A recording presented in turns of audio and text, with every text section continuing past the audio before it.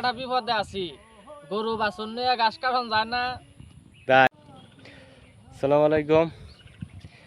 মেঘলা দিন, মেঘলা আকাশ।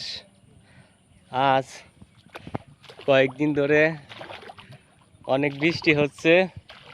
এই বৃষ্টির পানিতেই বন্যা হয়ে গেছে।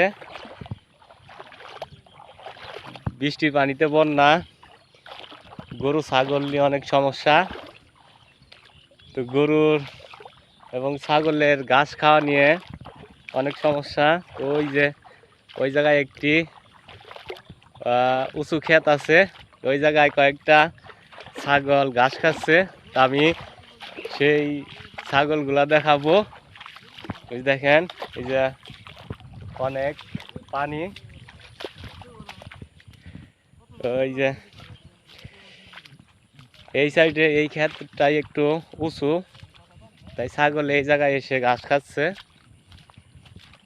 ওই যে ছাগলের মালিক গৃহস্থ সাদ্দাম, তো তার কাছে আসলো।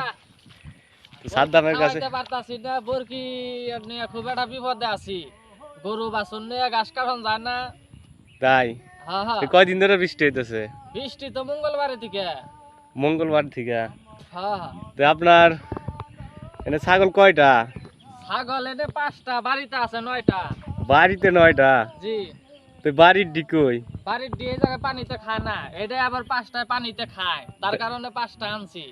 ও, তাহলে কি যে বৃষ্টির জন্য অনেক সমস্যাই তো না? সমস্যা মানে বিরাট সমস্যা, বরকি বেড়া কাজ কাম না, সব দিকে সমস্যা। এই সমস্যা তো অনেক ঝামেলা। তো এখন সাদ্দামের ছাগলগুলো দেখাই। বাড়িতে আরো 9টা ছাগল আছে, তো এই জায়গায় 5টা নিয়ে আইছে। বাড়ির ওডিগুলো আবার পানিতে ঘাস খায় না, তো এটি আবার পানিতেই খায়, তার জন্য এটি নিয়ে আসছে। আর ওটির জন্য শুনলাম কাঁঠাল গাছের পাতা কেটে রাখছে।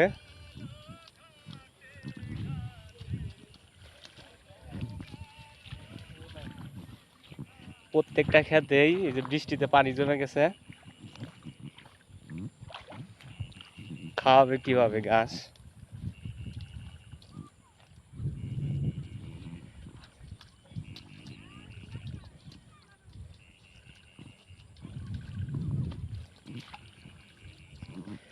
এই বৃষ্টির জন্য যারা ছাগল পালে তাদের অনেক সমস্যা হয়ে গেছে, বাইরে বের করতে, খাওয়াতে এতগুলা ছাগল।